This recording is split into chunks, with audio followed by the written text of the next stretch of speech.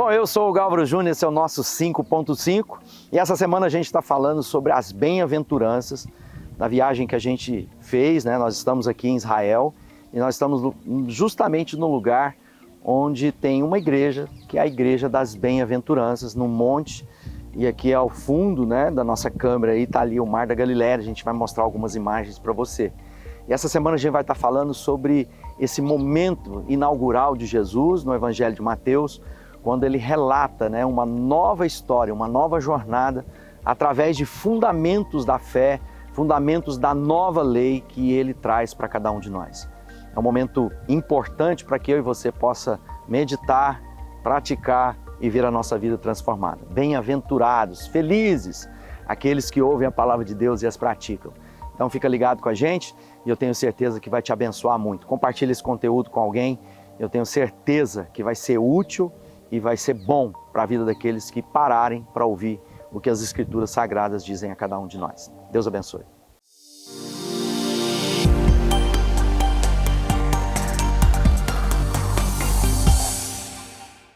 Como tudo que a gente vai ver em Israel, são possibilidades, né? Então, um lugar como esse, e aqui foi escolhido para edificar uma igreja, tendo na memória aí as bem-aventuranças, né? O Sermão do Monte. A gente está percorrendo esse caminho de Israel muito mais do que conhecer os sítios arqueológicos, é conhecer Jesus. Todo Israel é um apontamento para o Messias. Nós temos que lembrar que Israel é a nação que Deus escolheu para ser a nação sacerdotal para todos os povos da terra.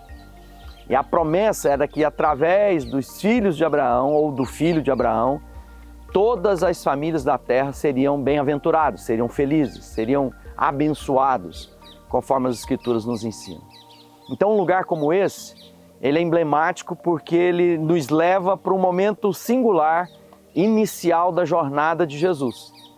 Ontem a gente falou um pouquinho sobre o Jesus histórico, então a gente vai começar a percorrer os evangelhos, né? Então, aonde a gente vai encontrar a maior fonte de informação são os evangelhos, né? Como eu disse, são num sentido parecido, não da forma literária como a gente tem hoje, quando a gente chama de uma biografia.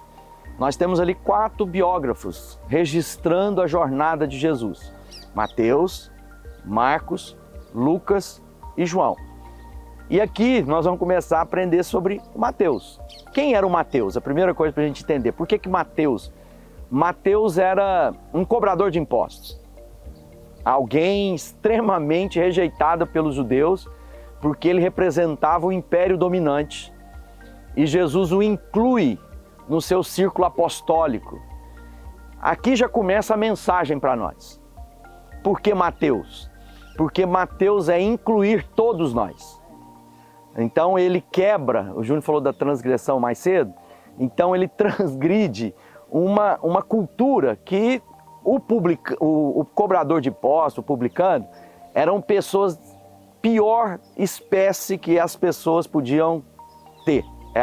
É o tipo de gente que ninguém queria como amigo. Então, até censuraram Jesus. Como é que é esse aí que está comendo com cobradores de impostos e publicanos? Ele está dizendo, o que ele está se misturando com esse tipo de gente?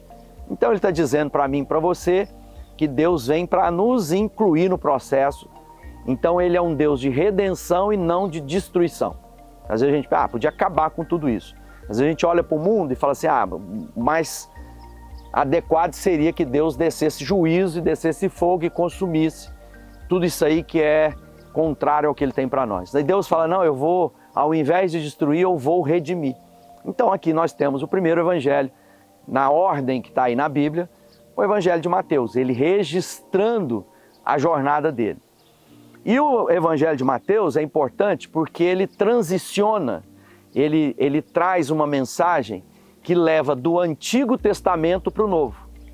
Porque é justamente Mateus que vem argumentando para o seu primeiro público, né, aos judeus, aos convertidos daquela época, ele começa a explicar que tudo aquilo que eles estavam aguardando chegou, que Jesus era o Filho herdeiro do trono de Davi. E você vai ver lá na genealogia, por isso que ele começa, uma coisa muito importante para os judeus era o quê? Genealogia. E Mateus vem descrevendo toda a genealogia, né? Ele vai mostrando como Jesus era filho de Davi. E, portanto, era adequado que ele fosse recebido como rei e senhor, como Messias vindo da parte do Pai. Então, olha só que coisa bonita, né? Mateus está dizendo ao povo, olha, sabe as leis, sabe o que a gente tem meditado, sabe as escrituras, sabe aqueles que a gente aguardava? É ele. E ele mostra, historicamente, ele vai conduzindo para mostrar isso para nós. O grande desafio de Mateus, e é o evangelho talvez, ele não tem um endereçamento certo, como os demais. Então ele está dizendo a todos nós, ele começa, mas não se restringe aos judeus. Ele vem mostrar que esse era credível, ele era aquele que deveria ser recebido, né, como o enviado da parte de Deus, como rei e senhor, né? E o objetivo dele então era mostrar isso. Ele fala assim,